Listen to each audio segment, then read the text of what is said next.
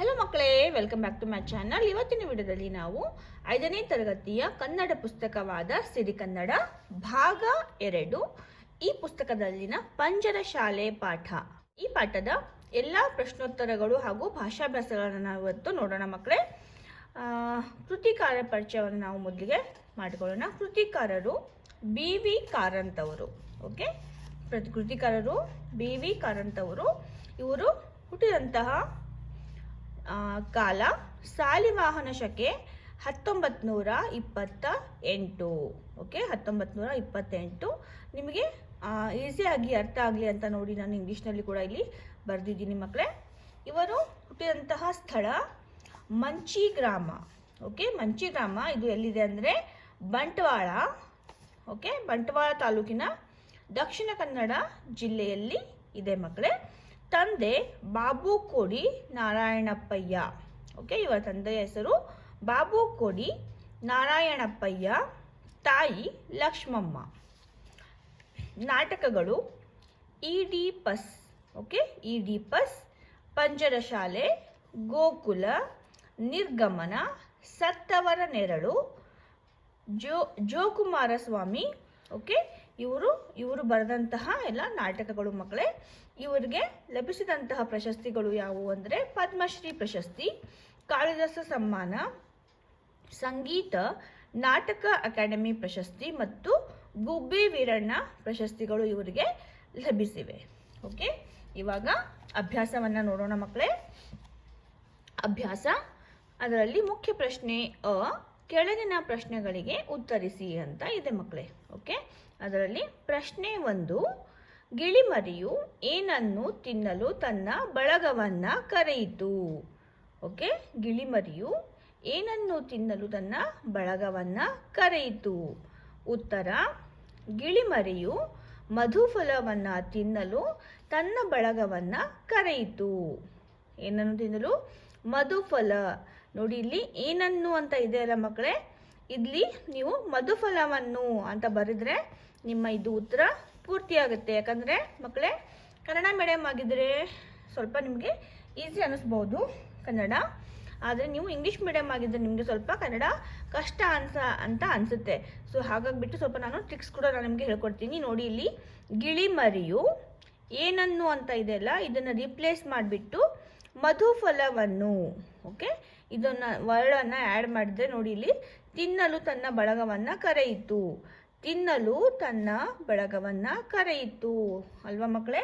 ಇದು ಏನನ್ನು ಅಂತ ಇದೆಯಲ್ಲ ಪ್ರಶ್ನೆ, ಇಲ್ಲಿ ರಿಪ್ಲೇಸ್ ಮಾಡಬೇಕು ನೀವು. ಮಧುಫಲವನ್ನು ಅಂತ ರಿಪ್ಲೇಸ್ ಮಾಡಿದರೆ ಇದೇ ನಿಮ್ಮ ಉತ್ತರ ಮಕ್ಕಳೇ. ಓಕೆ, ಈಗ ಪ್ರಶ್ನೆ 2, ಮಂತ್ರಿಯ ಪ್ರಕಾರ ಗಿಳಿಮರಿಗೆ ಏನೇನು ಬರುವುದಿಲ್ಲ ಎಂದು ಹೇಳಿದನು? ಉತ್ತರ, ಮಂತ್ರಿಯ ಪ್ರಕಾರ ಗಿಳಿಮರಿಗೆ ಮಾತನಾಡಲು ಮತ್ತು ಹಾಡಲು ಬರುವುದಿಲ್ಲವೆಂದು ಹೇಳಿದನು. ಪ್ರಶ್ನೆ 3, ರಾಜನು ಗಿಳಿಮರಿಯನ್ನು ಯಾವ ಶಾಲೆಗೆ ಸೇರಿಸಲು ಆದೇಶ ಮಾಡಿದನು? ಉತ್ತರ, ರಾಜನು ಗಿಳಿಮರಿಯನ್ನು ರಾಜಶಾಲೆಗೆ ಸೇರಿಸಲು ಆದೇಶ ಮಾಡಿದನು. ಪ್ರಶ್ನೆ 4, ರಾಜನು ಯಾರನ್ನು ಶುಕ ಶಿಕ್ಷಣ ಮಂತ್ರಿಯನ್ನಾಗಿ ನೇಮಿಸಿದನು? ಉತ್ತರ, ರಾಜನು ತನ್ನ ಅಳಿಯನನ್ನು ಶುಕ ಶಿಕ್ಷಣ ಮಂತ್ರಿಯನ್ನಾಗಿ ನೇಮಿಸಿದನು. ಪ್ರಶ್ನೆ 5, ರಾಜನು ಗಿಳಿಮರಿಗೆ ಏನನ್ನು ಕಲಿಸಬೇಕು ಎಂದು ಹೇಳಿದನು? ಉತ್ತರ, ರಾಜನು ಗಿಳಿಮರಿಗೆ ಸಭ್ಯತೆಯನ್ನು, ಶಾಸ್ತ್ರ, ವ್ಯಾಕರಣವನ್ನು ಕಲಿಸಬೇಕು ಎಂದು ಹೇಳಿದನು. ಮುಖ್ಯ ಪ್ರಶ್ನೆ ಕೆಳಗಿನ ಪ್ರಶ್ನೆಗಳಿಗೆ 2-3 ವಾಕ್ಯಗಳಲ್ಲಿ ಉತ್ತರಿಸಿ ಅಂತ ಇದೆ ಮಕ್ಕಳೇ. ಅದರಲ್ಲಿ ಪ್ರಶ್ನೆ 1, ಗಿಳಿಮರಿಯ ಬಗೆಗೆ ಮಂತ್ರಿಯು ರಾಜನಿಗೆ ಏನು ಹೇಳಿದನು?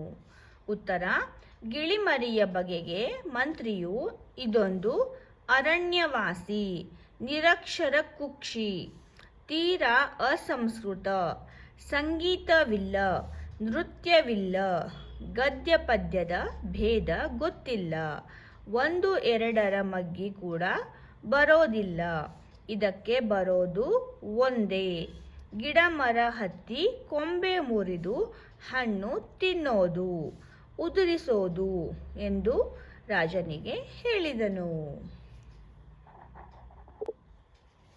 ಪ್ರಶ್ನೆ 2. ರಾಜನು ಗಿಳಿಮರಿಗೆ ಏನು ಮಾಡುವಂತೆ ಮಂತ್ರಿಗೆ ಹೇಳಿದನು? ಉತ್ತರ: ರಾಜನು ಗಿಳಿಮರಿಯನ್ನ ರಾಜಶಾಲೆಗೆ ಸೇರಿಸಿ ಪ್ರಾಧ್ಯಾಪಕರಿಂದ ಶಿಕ್ಷಣ ಕೊಡಿಸಿ ಈ ಅನಾಗರಿಕ ಶುಕಪಕ್ಷಿಯ ಆದಿಮ ಪ್ರವೃತ್ತಿಗಳನ್ನು ಸುಧಾರಿಸಿ ಆಧುನಿಕ ಮಾಡತಕ್ಕದ್ದು ಎಂದು ಮಂತ್ರಿಗೆ ಹೇಳಿದನು. ಈಗ ಪ್ರಶ್ನೆ 3. ಗಿಳಿಮರಿಯು ಏನೇನು ಕಲಿಯಬೇಕು ಎಂದು ರಾಜನು ಹೇಳುತ್ತಾನೆ? ಉತ್ತರ: ಗಿಳಿಯು ಸಭ್ಯತೆ ಕಲಿಯಲಿ, ಕಾಡುತನ ಮರೆಯಲಿ, ಶಾಸ್ತ್ರ ವ್ಯಾಕರಣ ಕಲಿತು ಸುಶಿಕ್ಷಿತವಾಗಲಿ, ತಾನು ಸುಸಂಸ್ಕೃತನಾಗಿ ಕಾಡಿನ ಉಳಿದ ಶುಕಪಕ್ಷಿಗಳನ್ನು ಸಭ್ಯ ಮಾಡಲಿ ಎಂದು ರಾಜನು ಹೇಳುತ್ತಾನೆ. ಈಗ ಪ್ರಶ್ನೆ 4. ರಾಜನ ಅಳಿಯನು ಏನೆಂದು ನಿವೇದನೆ ಮಾಡಿದನು? ಉತ್ತರ: ಗಿಳಿಮರಿಯನ್ನು ರಾಜಶಾಲೆಗೆ ಸೇರಿಸುವ ಮೊದಲು ಒಂದು ಮುಖ್ಯ ಸತ್ಯವನ್ನು ಕಂಡುಹಿಡಿಯಬೇಕು. ಇದರ ಅಸಭ್ಯತೆಗೆ, ಅವಿದ್ಯೆಗೆ ಮೂಲ ಕಾರಣ ಹಾಗೂ ಇದು ಏನು ತಿನ್ನುವುದು, ಏನು ಕುಡಿಯುವುದು, ಆವರಣ ಎಂಥದ್ದು, ಇದು ಇರೋದೆಲ್ಲಿ, ಹಾರೋದೆಲ್ಲಿ, ರೆಕ್ಕೆ ಪುಕ್ಕ, ಕೊಕ್ಕುಗಳ ಉದ್ದಗಲವೆಷ್ಟು, ಭಾರವೆಷ್ಟು ಇತ್ಯಾದಿ ಅಂಶಗಳ ಬಗ್ಗೆ ದೀರ್ಘ ಸಂಶೋಧನೆ ನಡೆಯಬೇಕು ಎಂದು ನಿವೇದನೆ ಮಾಡಿದನು. ಪ್ರಶ್ನೆ 5. ಮಂತ್ರಿಯು ರಾಜನ ಅಳಿಯನ ಬಗೆಗೆ ಹೇಳಿದ ಮಾತುಗಳಾವುವು? ಉತ್ತರ: ಮಂತ್ರಿಯು ರಾಜನ ಅಳಿಯನ ಬಗ್ಗೆ ಅಳಿಯ ದೇವರು ಮಹಾಪ್ರತಿಭಾಶಾಲಿಗಳು, ದೇಶಕೋಶ ಸುತ್ತಿ ಬಂದವರು, ವಿದೇಶಗಳಿಂದ ಪದವಿಗಳನ್ನು ಹೊತ್ತು ತಂದವರು, ಕಾಂಬೋಜ ದೇಶದಲ್ಲಿ ಪ್ರಾಣಿಶಾಸ್ತ್ರ ಪಕ್ಷಿಶಾಸ್ತ್ರ ಪಾರಂಗತರಾದವರು, ಸದ್ಯ ನಿರುದ್ಯೋಗಿಗಳು, ಅವರಿಗೆ ಶುಕ ಶಿಕ್ಷಣದ ಜವಾಬ್ದಾರಿಯನ್ನು ವಹಿಸಬಹುದೆಂಬ ಮಾತುಗಳನ್ನು ಹೇಳಿದರು. ಮುಖ್ಯ ಪ್ರಶ್ನೆ ಈ ಖಾಲಿ ಬಿಟ್ಟ ಸ್ಥಳಗಳನ್ನು ಸೂಕ್ತ ಪದಗಳಿಂದ ತುಂಬಿರಿ ಅಂತ ಇದೆ. ಫಸ್ಟ್ ಒನ್: ಬನ್ನಿ ಬನ್ನಿ ಡ್ಯಾಶ್ ತಿನ್ನಿ ಬೇಗ ಹಾರಿ ಬನ್ನಿ. ಬನ್ನಿ ಬನ್ನಿ ಮಧುಫಲ. ಓಕೆ, ಮಧುಫಲ ತಿನ್ನಿ ಬೇಗ ಹಾರಿ ಬನ್ನಿ. ಸೆಕೆಂಡ್ ಒನ್: ಈ ಅಸಭ್ಯ ಡ್ಯಾಶ್ ಯನ್ನು ರಾಜಶಾಲೆಗೆ ಸೇರಿಸತಕ್ಕದ್ದು. ಈ ಅಸಭ್ಯ ಪಕ್ಷಿಯನ್ನು ರಾಜಶಾಲೆಗೆ ಸೇರಿಸತಕ್ಕದ್ದು. 3. ತಾನು ಸುಸಂಸ್ಕೃತವಾಗಿ ಕಾಡಿನ ಉಳಿದ ಡ್ಯಾಶ್ಗಳನ್ನು ಸಭ್ಯ ಮಾಡಲಿ. ತಾನು ಸುಸಂಸ್ಕೃತವಾಗಿ ಕಾಡಿನ ಉಳಿದ ಶುಕಪಕ್ಷಿಗಳನ್ನು ಸಭ್ಯ ಮಾಡಲಿ. 4ನೇದು: ಅಳಿಯ ರಾಜ, ಇಂದಿನಿಂದ ನೀನು ಡ್ಯಾಶ್ ದ ಮಂತ್ರಿ. ಅಳಿಯ ರಾಜ, ಇಂದಿನಿಂದ ನೀನು ಶುಕ ಶಿಕ್ಷಣದ ಮಂತ್ರಿ. ಈಗ ಫಿಫ್ತ್ ಒನ್: ಒಂದು ಪಕ್ಷಿಯ ಡ್ಯಾಶ್ದಲ್ಲೂ ರಾಜನ ಆಸಕ್ತಿ ಎಷ್ಟಿದೆ ಎನ್ನುವುದು. ಒಂದು ಪಕ್ಷಿಯ ಶಿಕ್ಷಣದಲ್ಲೂ ರಾಜನ ಆಸಕ್ತಿ ಎಷ್ಟಿದೆ ಎನ್ನುವುದು.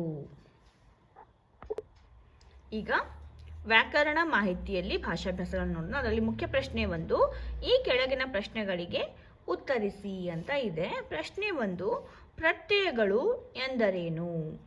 ವಾಕ್ಯ ರಚನೆಯ ಸಂದರ್ಭದಲ್ಲಿ ನಾಮ ಪ್ರಕೃತಿಗಳು ಪಡೆಯಬೇಕಾದ ಅರ್ಥ ವಿಶೇಷಗಳನ್ನು ತಂದುಕೊಡಲು ಸಹಾಯ ಮಾಡುವ ಕಾರಕಗಳೇ ಪ್ರತ್ಯಯಗಳು. ವಾಕ್ಯ ರಚನೆಯ ಸಂದರ್ಭದಲ್ಲಿ ನಾಮ ಪ್ರಕೃತಿಗಳು ಪಡೆಯಬೇಕಾದ ಅರ್ಥ ವಿಶೇಷಗಳನ್ನು ತಂದುಕೊಡಲು ಸಹಾಯ ಮಾಡುವ ಕಾರಕಗಳೇ ಪ್ರತ್ಯಯಗಳು. ಪ್ರಶ್ನೆ 2: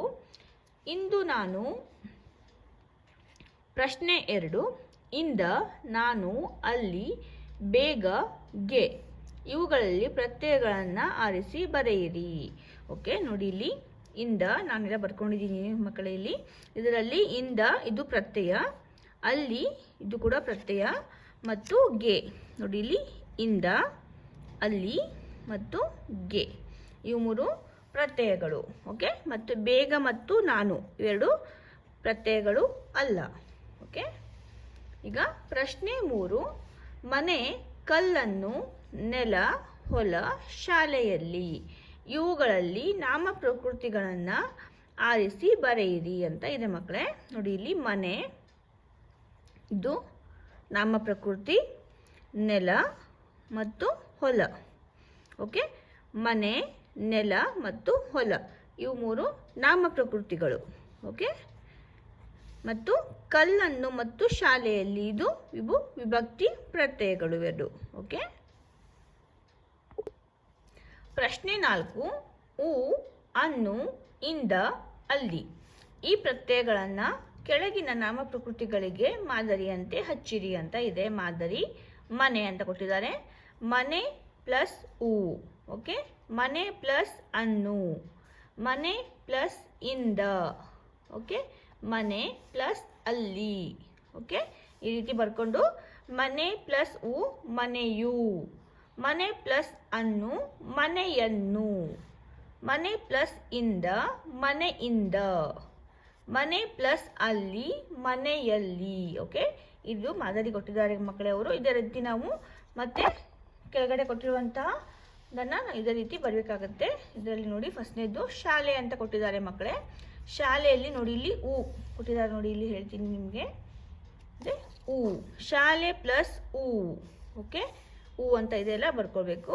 ಶಾಲೆ ಪ್ಲಸ್ ಅನ್ನು, ಶಾಲೆ ಪ್ಲಸ್ ಇಂದ ಮತ್ತು ಶಾಲೆ ಪ್ಲಸ್ ಅಲ್ಲಿ. ನೋಡಿ ಇಲ್ಲಿ ಅಲ್ಲಿ ಅಂತ ಇದೆ. ಇವನ್ನ ಬರ್ಕೊಳ್ಬೇಕು ಆ್ಯಸ್ ಇಟ್ ಈಸ್. ಅವರು ಏನು ವಾಕ್ಯ ಕೊಟ್ಟಿದ್ದಾರೆ, ಶಬ್ದ ಕೊಟ್ಟಿದ್ದಾರಲ್ಲ ಮಕ್ಕಳೇ, ಅದನ್ನು ಬರ್ಕೊಂಡ್ಬಿಟ್ಟು ಇಲ್ಲಿ ಕೊಟ್ಟಂತಹ ನಾವು ಪ್ರತ್ಯಯಗಳನ್ನು ನಾವು ಇಲ್ಲಿ ಬರ್ಕೊಳ್ಬೇಕಾಗತ್ತೆ ಮಕ್ಕಳೇ. ಬರ್ಬಿಟ್ಟು ಅದನ್ನು ಕೂಡಿಸಿ ಬರಬೇಕು. ಶಾಲೆ ಪ್ಲಸ್ ಉ ಶಾಲೆಯು, ಶಾಲೆ ಪ್ಲಸ್ ಅನ್ನು ಶಾಲೆಯನ್ನು, ಶಾಲೆ ಪ್ಲಸ್ ಇಂದ ಶಾಲೆಯಿಂದ, ಶಾಲೆ ಪ್ಲಸ್ ಅಲ್ಲಿ ಶಾಲೆಯಲ್ಲಿ.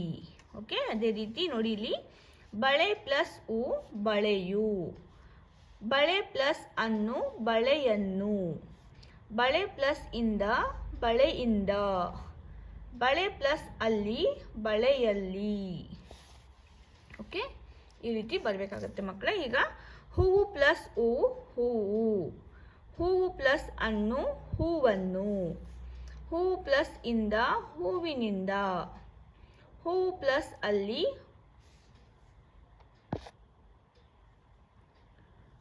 ಹೂವಿನಲ್ಲಿ. 4th one, ಪುಸ್ತಕ ಪ್ಲಸ್ ಉ ಪುಸ್ತಕವು, ಪುಸ್ತಕ ಪ್ಲಸ್ ಅನ್ನು ಪುಸ್ತಕವನ್ನು, ಪುಸ್ತಕ ಪ್ಲಸ್ ಇಂದ ಪುಸ್ತಕದಿಂದ, ಪುಸ್ತಕ ಪ್ಲಸ್ ಅಲ್ಲಿ ಪುಸ್ತಕದಲ್ಲಿ. ನೆಕ್ಸ್ಟ್ ವರ್ಡು ಹುಡುಗ, ಹುಡುಗ ಪ್ಲಸ್ ಉ ಹುಡುಗನು, ಹುಡುಗ ಪ್ಲಸ್ ಅನ್ನು ಹುಡುಗನನ್ನು, ಹುಡುಗ ಪ್ಲಸ್ ಇಂದ ಹುಡುಗನಿಂದ, ಹುಡುಗ ಪ್ಲಸ್ ಅಲ್ಲಿ ಹುಡುಗನಲ್ಲಿ.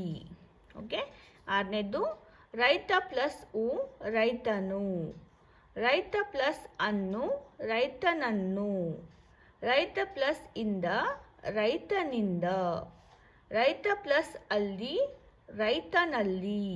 ಓಕೆ, ಈ ರೀತಿ ನಾವು ಕೂಡಿಸಿ ಬರಬೇಕಾಗತ್ತೆ ಮಕ್ಕಳೇ. ಇಲ್ಲಿಗೆ ಪಂಜರ ಶಾಲೆ ಈ ಪಾಠದ ಎಲ್ಲ ಪ್ರಶ್ನೋತ್ತರಗಳು ಹಾಗೂ ಭಾಷಾಭ್ಯಾಸಗಳು ಮುಕ್ತಾಯವಾಗಿದೆ ಮಕ್ಕಳೇ. ಐ ಹೋಪ್ ನಿಮಗೆ ಈ ವಿಡಿಯೋ ಇಷ್ಟ ಆಗಿದೆ ಅಂತ ಅನ್ಕೊಳ್ತಾ ಇದ್ದೀನಿ. ಇಷ್ಟ ಆಗಿದ್ರೆ ಒಂದು ಲೈಕನ್ನು ಮಾಡಿ ಮಕ್ಕಳೇ. ಹಾಗೆ ನಿಮ್ಮ ಫ್ಯಾಮಿಲಿ ಫ್ರೆಂಡ್ಸ್ ಹಾಗೆ ನಿಮ್ಮ ಫ್ರೆಂಡ್ಸ್ಗಳಿಗೆಲ್ಲ ಶೇರ್ ಮಾಡಿ. ಅವ್ರಿಗೂ ಕೂಡ ಈ ವಿಡಿಯೋ ತುಂಬಾ ಯೂಸ್ಫುಲ್ ಆಗುತ್ತೆ. ನೆಕ್ಸ್ಟ್ ವಿಡಿಯೋದಲ್ಲಿ ನಾವು ಮತ್ತೆ ಕರಡಿ ಕುಣಿತ ಈ ಪದ್ಯದ ಪ್ರಶ್ನೋತ್ತರಗಳು ಹಾಗೂ ಭಾಷಾಭ್ಯಾಸಗಳನ್ನು ನೋಡೋಣ ಮಕ್ಕಳೇ. ಹಾಗಾದರೆ ಇವತ್ತಿನ ವಿಡಿಯೋ ನಿಮಗೆ ಇಷ್ಟ ಆಗಿದೆ ಅಲ್ವಾ? ಯಾರೆಲ್ಲ ನಮ್ಮ ಚಾನಲ್ನ ಸಬ್ಸ್ಕ್ರೈಬ್ ಮಾಡ್ಕೊಳ್ಳದೆ ನೋಡ್ತಾ ಇದ್ದೀರಾ, ಸಬ್ಸ್ಕ್ರೈಬ್ ಮಾಡ್ಕೊಳ್ಳಿ. ಮತ್ತೆ ಸಿಗ್ತೀನಿ ನೆಕ್ಸ್ಟ್ ವಿಡಿಯೋದಲ್ಲಿ. ಅಲ್ಲಿವರೆಗೂ ಟೇಕ್ ಕೇರ್, ಬಾಯ್ ಬಾಯ್.